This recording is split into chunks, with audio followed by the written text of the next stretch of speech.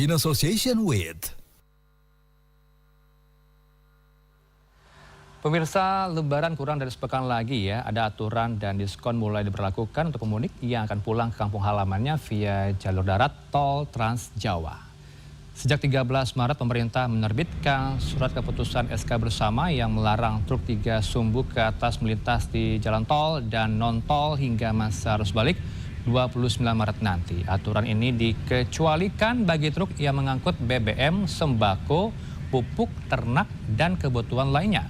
Nah, sementara Jasa Marga per hari ini hingga 16 Maret esok mulai memberikan diskon tarif tol sebesar 30% untuk perjalanan menerus dari gerbang tol Cikampek sampai dengan gerbang tol Kalikangkung. Pemudik cukup membayar Rp312.550 dari semula Rp446.500 atau hemat sekitar Rp133.000.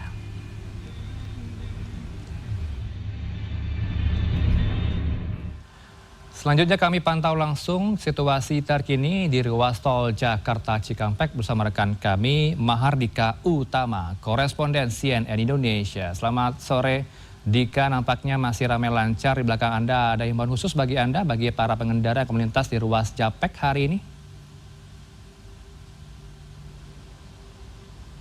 Ya, selamat sore Heranov. Betul sekali, situasi arus lalu lintas di ruas tol Cikampek sepanjang hari ini sejak pagi sampai dengan hari Minggu sore masih terpantau ramai lancar. Meskipun sebelumnya diprediksi ini menjadi salah satu puncak mudik pada periode pertama masa mudik Lebaran tahun 2026.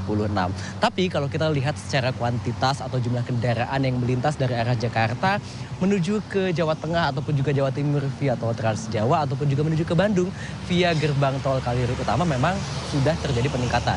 Data Jasa Marga mencatat sejak H-10 sampai dengan H-7 kemarin sudah ada 650.000 kendaraan yang meninggalkan Jabodetabek ke 4 gerbang tol utama dan 70% di antaranya adalah mereka yang berangkat via gerbang tol Cikatama ataupun juga Kalihurip Utama menuju Bandung dan juga menuju ke tol Trans Jawa.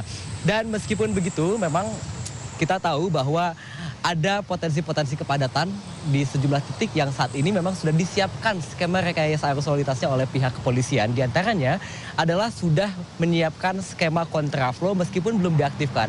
Tadi saya melihat bahwa kon atau pembatas jalan ini sudah disiapkan sejak di kilometer 55. Itu artinya polisi sudah bersiaga jika terjadi kepadatan arus lalu lintas. Itu artinya jika ada jumlah kendaraan lebih dari 5.500 unit setiap jamnya, maka sistem kontraflow satu lajur akan diaktifkan. Tadi saya bertanya kepada pihak Jasa Marga, lantas kapan puncak arus mudik Lebaran tahun ini? Diprediksi akan terjadi pada 18 Maret nanti dengan jumlah kendaraan yang melintas di gerbang tol Cikatama yang ada di belakang saya mencapai 126.000 unit kendaraan dalam satu hari pada tanggal 18 Maret nanti.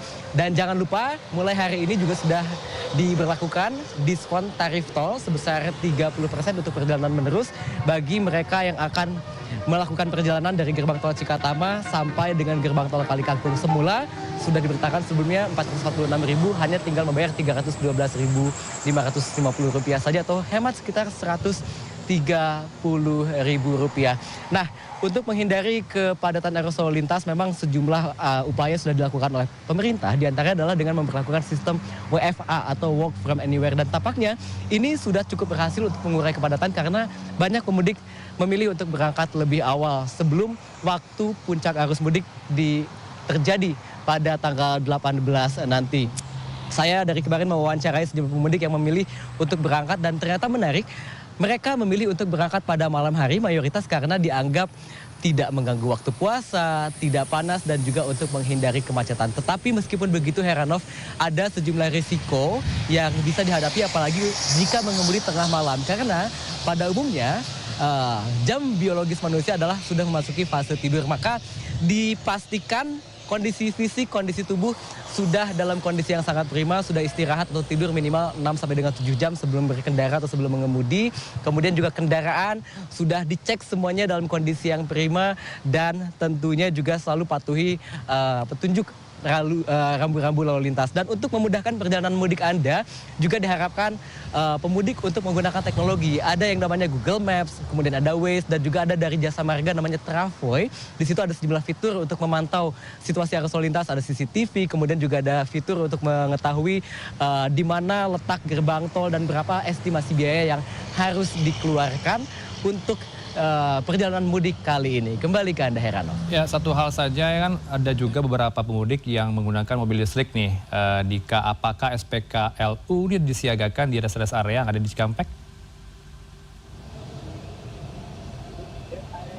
Ya, betul sekali. Di rest area di Cikampek ini memang ada beberapa rest area yang sudah banyak menyediakan SPKLU dan tentunya juga unitnya cukup banyak sehingga ini memudahkan bagi pemudik yang menggunakan mobil listriknya untuk pulang ke kampung halaman. Jadi jangan khawatir, Anda cukup menepi di sejumlah rest area, ada di kilometer 57, ada di kilometer 72 tol Cipularang, di 88 Cipularang milik Jasa Marga juga sudah tersedia banyak sekali SPKLU yang disiapkan untuk para pemudik yang memilih pulang ke kampung halaman dengan menggunakan mobil listrik. Kembali ke Anda, Heranov. Terima kasih, Marika Utama. Selamat sore.